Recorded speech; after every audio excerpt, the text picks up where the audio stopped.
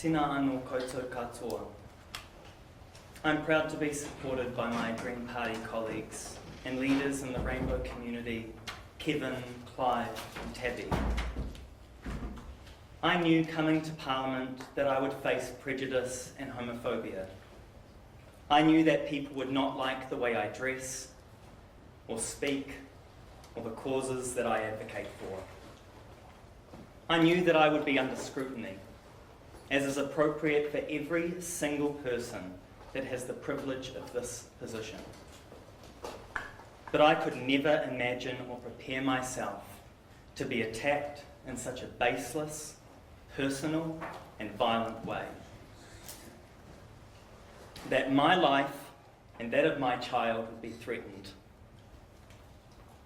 That poisonous transphobic hate and imported culture wars would be levelled against me and my community, not just by extremists online, but by individuals who hold the highest level of authority in this institution. I am here to bring my full self into Parliament and to represent my communities in the most authentic way possible. This is why when I was advised by the party to delete the page before coming to Parliament, I chose not to. I can admit that I was politically naive, and we have paid a huge price for that naivety. None of this means I deserve the barrage of abuse and vitriol I have experienced. I have been fielding a significant number of threats to my life and the safety of my child and family, some of which have been so graphic and disturbing that I have been advised not to leave my house or appear in public due to real concerns for my safety. These attacks I've faced have been baseless and cruel. Queer people are not a danger to children. This is an outdated and homophobic lie. I have been targeted due to both my identity as a queer and non-binary parent and my public platform as an outspoken member of Parliament. In particular, images of my child from my private Instagram account have been taken without permission, removed from their original context, and shared online in misleading and manipulative ways. Context is key, and something that has been deliberately ignored and twisted by some incredibly bad faith actors looking for an excuse to punch down on someone who represents something they don't agree with. The posts at the centre of these baseless attacks include 10 images from a range of activities in my life, with a pop culture pun in the caption.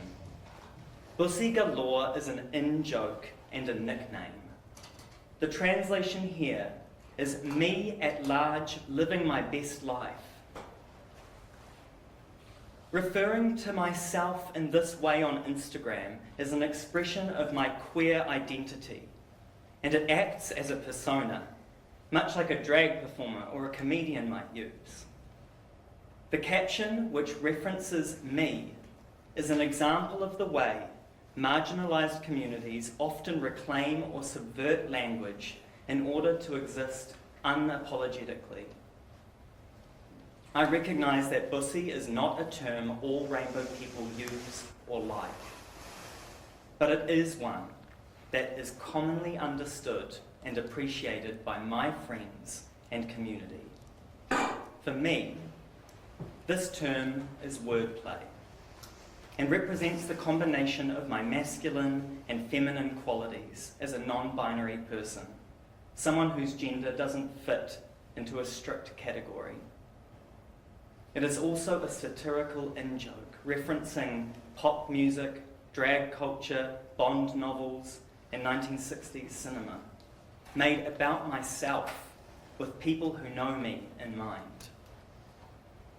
The vast majority of New Zealanders will not tolerate violent and malicious rhetoric in our country. They will not accept toxic conspiracies which attempt to bully and threaten queer people out of public life. I refuse to be disappeared by hate. We have a choice as members of Parliament to reject this imported culture war of hate and division. We can and must do better than this, because that is what the people of Aotearoa deserve.